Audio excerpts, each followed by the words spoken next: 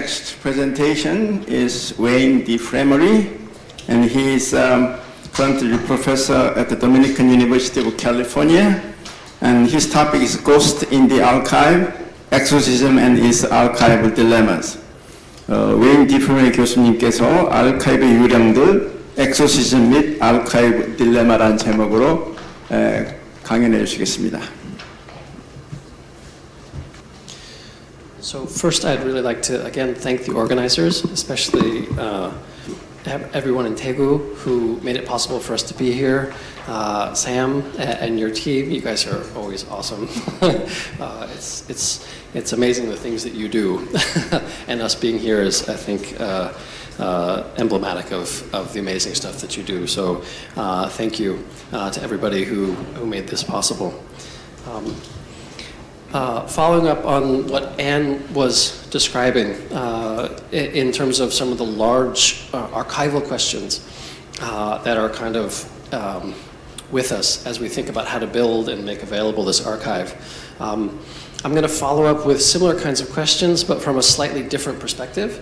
My perspective from Korean studies. I worked for 10 years as a professor of Korean studies at Seogang University. And so the idea of how we build an archive to make it open, available, useful, and keep it around so that people can continue to use it into the future is of super deep interest to me. But my talk is not meant to answer any questions. It's meant to sort of, as Professor Gillian's talk was, meant to sort of ask questions that we can have at the forefront of our minds as we work on building out this archive. Ghosts in the Archive, the title comes from a famous essay in Korean studies written by a Harvard historian named Carter Eckert. And he suggested that we should excise the ghost of Hegel from Korean historiographical perspectives. Now that's a mouthful. And what he was talking about was sort of how do you think about the ways that we tell the historical narrative of Korea. And I'm going to play around with this idea of ghosts in the archive and how we might actually try to look at them clearly and see them, but that we don't actually probably want to excise them. We actually want to see them, but I don't think we actually want to take them out of the archive. So James Turner, who is a historian, has written a wonderful book on philology. Philology is the study of old languages generally, and it was kind of the science before the 20th century, especially in Europe. James Turner describes how the new discipline of history, especially in the West, is based on documents. Documents provide the basis for how historians tell their stories. Historians are usually basically telling stories from documents. So the 국채보상운동 archive becomes a place for storytelling, for using records and documents to tell stories. How to tell the story of the national debt redemption movement is actually really hard. And one of the hardest parts is how do you start? Where does the story start? What records do we use to start? One of the traditional ways to start the story is, or at least one of the ways that it's easy to start the story, is with various incursions by Western countries into East Asia. You have Commodore Perry from the United States going to Japan and using gunboat diplomacy to open the ports of Japan, to open Japan to Western trade. This brought about huge social, economic, all sorts of cultural upheaval in Japan that we know as the Meiji Restoration. One consequence of that upheaval was that the Japanese turned around and used a very similar kind of gunboat diplomacy to open Korea's ports to the world. And with that opening to the world, again, a huge series of big what we think of now as transnational changes and conflicts took place. We have a coup, we have a rebellion, we have the Sino-Japanese War, we have these things called the Kabo Reforms, which were a huge transformation of how sort of Chosun society, how Korean society before the 20th century operated, all taking place at this point.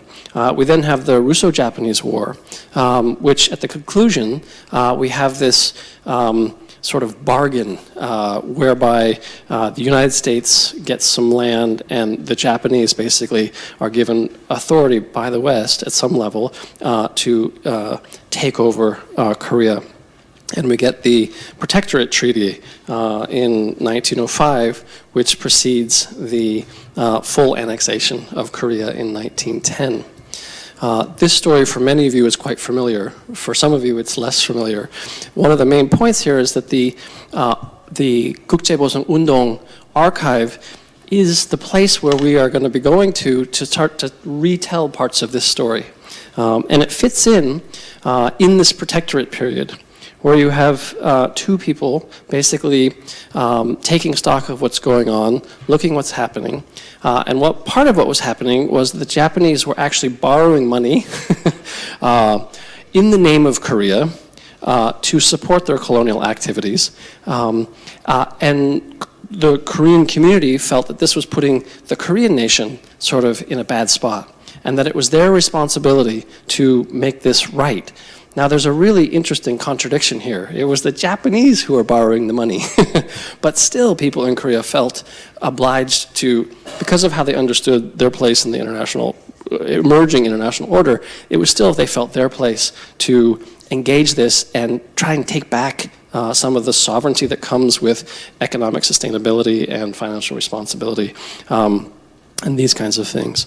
So, again, how we tell this story is going to be dependent on how we archive and make accessible the documents from which we're going to tell this story at the National Redemption Movement. The movement itself, and many of the documents in the archive, the movement itself took place in the popular press of the time, in the newspapers and journals and things like this. So a lot of the archive has to do with basically newspapers and newspaper scraps and things like this. And it's been reformulated at some level by efforts by people in Daegu to organize this material, put it into a place where it can be accessed, to digitize it, to translate it. We heard all these projects that's going on. It's really an active and ongoing, as we were talking about earlier this morning, live process. It's an active, actively sort of developing archive happening right here at the archives. I want to spend just a few minutes talking about historiography. For some of us in the humanities, this is, again, a kind of basic idea. But historiography has to do with how you tell the story of the history and the people that you're sort of representing to the future. There are all sorts of different kinds of historiographical approaches. You have Confucian historiographical approaches, which focus mainly on how leaders have behaved. And the idea is that those histories are for leaders so that they can use the actions of past leaders as kind of mirrors in the present to direct their activities. But of course, there's lots of other ways to tell history. Lots of movements, for example, to tell the people's history, to tell the stories of people, regular people, rather than kings and queens. And one of the key things here, and this goes to this idea of what Carter Eckert was talking about when he was railing against, and again, this essay has become kind of famous, railing against the idea that we need to get Hegel out of the archive. A lot of the history, and one globally prominent historiographical approach is to tell the story of people through a nation state or national framework. So that you focus, and most of the story is organized by the idea of a nation state. And this, for a variety of reasons, can become quite problematic. And for Carter Eckert, the sort of emblem of this sort of problem was the historian and philosopher Hegel. Hegel had this idea that you couldn't have freedom without a nation state. That there was no such thing as freedom without a nation state. And as Carter Eckert points out, this kind of framing and making of sort of everything related to the nation state becomes really a kind of a problem. He says the Hegelian view was in fact quite unequivocal on this point. No nation state meant no freedom, and interestingly, look at this, no history. Without a nation state, according to Hegel, you can't have history.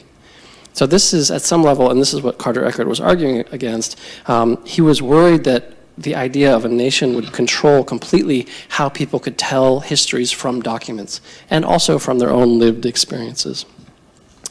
To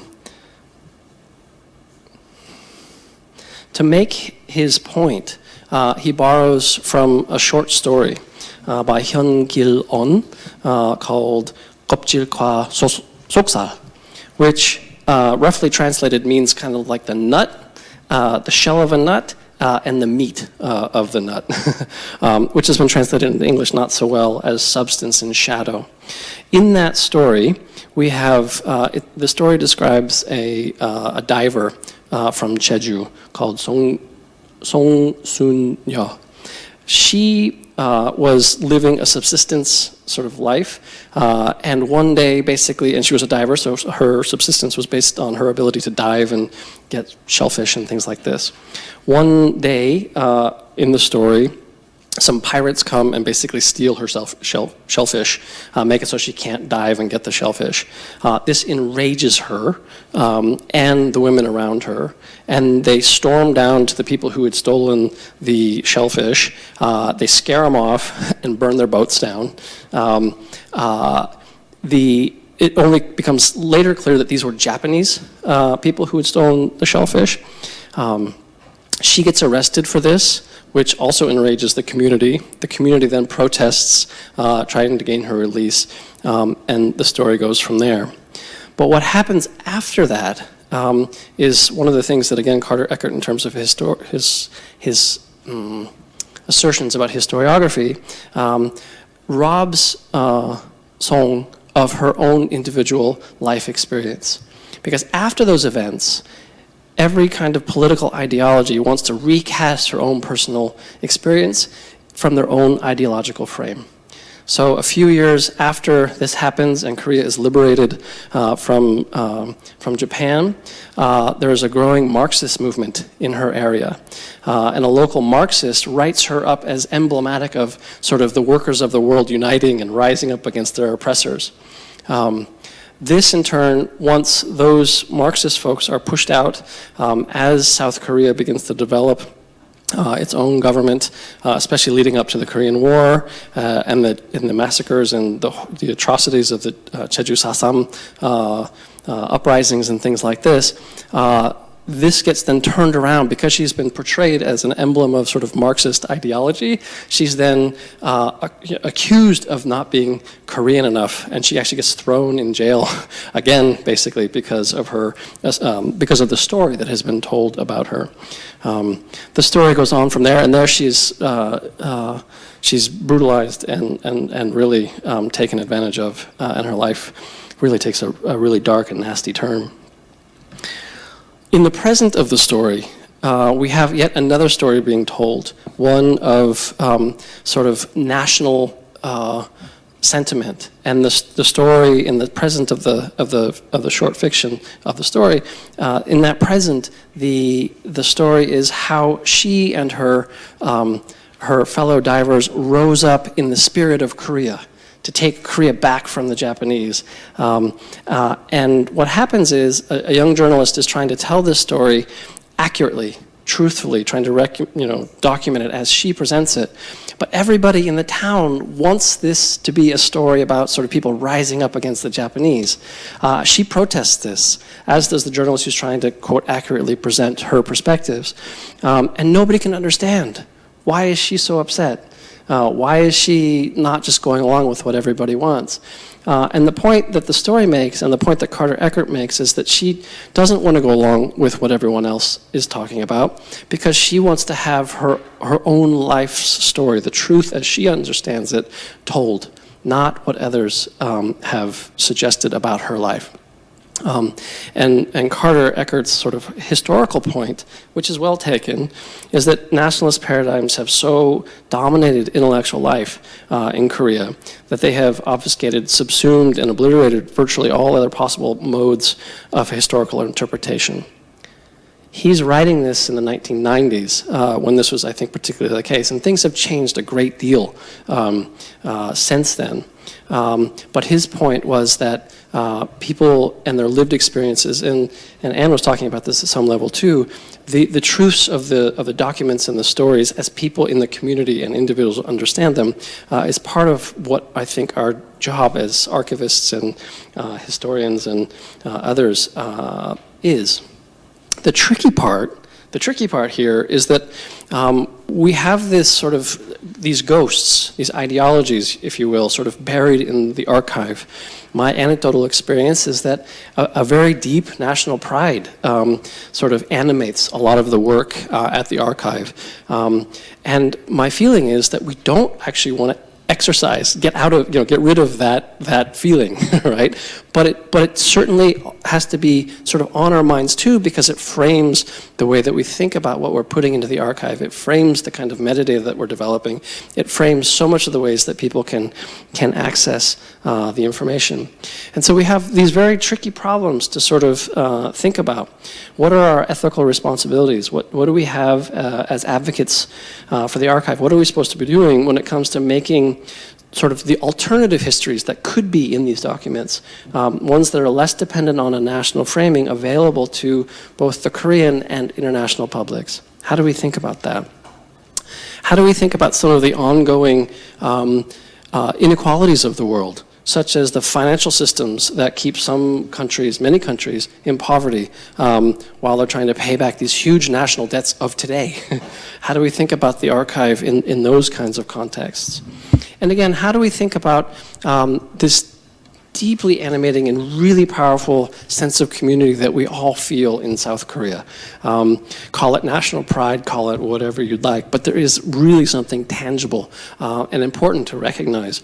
And as sort of an anecdotal sort of description of this, when I was here in Korea in 2002 working on my master's thesis, it was the year that the World Cup came to Korea. It was actually co-hosted by Korea and Japan, but everyone keeps forgetting that Japan had anything to do with it. But the World Cup was going on, and I was working on my master's thesis, and I was writing away in my little apartment, 11 stories up in one of these tower sort of apartment complexes, trying to finish this chapter before the game was going to start. And all of a sudden I heard this, and the whole building went, oh, like all at once. And you could feel the whole building, like a 14-story building, moan. It was incredible. What had happened was somebody on the Korean team had just shot on goal and missed. So everyone was going, oh, that we had missed. And one of the things that made me realize was this incredible power of connection that can be felt, and it's a positive power. It can be a very positive power, and we need to sort of honor that. It's the same kind of power, and I have two images here: one of the World Cup in 2002, and one of pro-democracy movements in the 1980s, 1987. These same kinds of powers are kind of active in these kinds of movements in the 국채보상운동, and I think we need to have these in our mind as we're thinking about the archive and how we put it together. But as we do that, not everybody is interested in Korea for that wonderful sense of connection that they probably have never felt. So how do we make the archive available to people around the world? How do we solve this very tricky problem of keeping the archive for the people who have built it while also making it open and access to others who might want to learn from it, investigate it, simply play with some of the information in it? Going back to Carter Eckert's idea of, getting rid of the ghosts from the sort of historical ways that from the sort of historiography, getting rid of sort of Hegel's notion of the nation state as a framing and the only framing sort of way of looking at Korea. For historians, that's a solid argument at some level. But as archivists and people thinking about the archive, I think that's not actually the right way to go. I think on the contrary, what we have to do is recognize these ghosts in the archive, how they're there along with the physical materials, how they should be right at the front of our attention, so that as we are building out this archive, we can be thinking about them as well as the documents that enable people to tell true stories about what really happened in the past. And with that, I'll thank you very much. Thank you. Thank you.